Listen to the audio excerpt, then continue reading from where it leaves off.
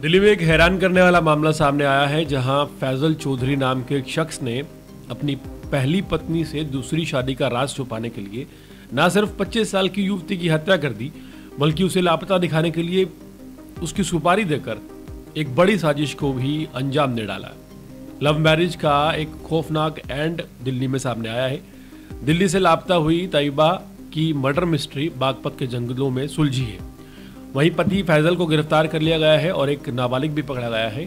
दिल्ली के दयालपुर इलाके से गायब हुई तैयबा उर्फ आयत की हत्या का मामला अब पूरी तरह से खुल चुका है।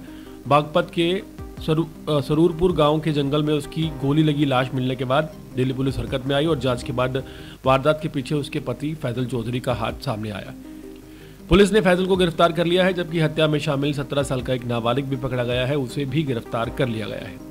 तैयबा कई दिनों से लापता थी। घर वालों ने दयालपुर थाने में शिकायत दी तो पुलिस ने अपहरण का मामला दर्ज कर लिया, जांच शुरू कर दी। Mobile location, call details, CCTV और कार की ट्रैकिंग सब कुछ खंगाला गया। इसी बीच फैजल के बयान बार बार बदलने लगे। पुलिस को शक हुआ और जब उससे कड़ाई से पूछताछ की गई तो उसने पूरी कहानी उगल दी। पुलिस के मुताबिक फैजल की पहली से शादी थी, लेकिन ये बात तैयबा नहीं जानती थी। शादी के बाद तैयबा चाहती थी कि फैजल उसे अपने घर रखे और परिवार वालों से मिलवाए, लेकिन पहली पत्नी को इसकी भनक ना लगे, इसलिए फैजल चौधरी पर दबाव बढ़ता जा रहा था। इसी परेशानी में उसने तैयबा को रास्ते से हटाने के लिए साजिश रच डाली, उसकी सुपारी दे डाली। हत्या वाले दिन फैजल पहले तैयबा को क्लब लेके गया, फिर फिल्म दिखाई, साथ में खाना खाया और ऐसा माहौल बनाया जैसे सब कुछ नॉर्मल है।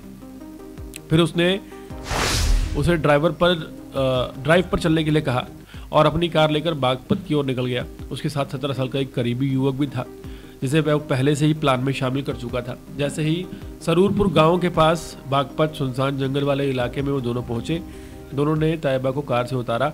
उसी तरह जो नाबालिग था उसने गोली चला दी। गोली लगते ही तैयबा मौके पर गिर पड़ी। दोनों ने लाश को झाड़ियों में फेंक दिया और वापस दिल्ली लौट आए।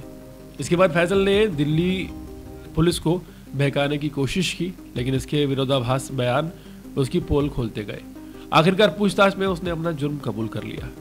फैजल ने पुलिस टीम को उस जगह जाकर शव बरामद करवाया।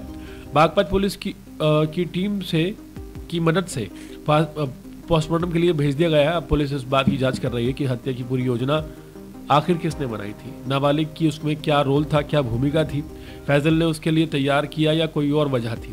फैजल पर हत्या, साजिश और सबूत की नष्ट करने की धाराएं लगाई गई हैं। वहीं नाबालिग को जुवेनाइल कोर्ट में पेश किया गया है।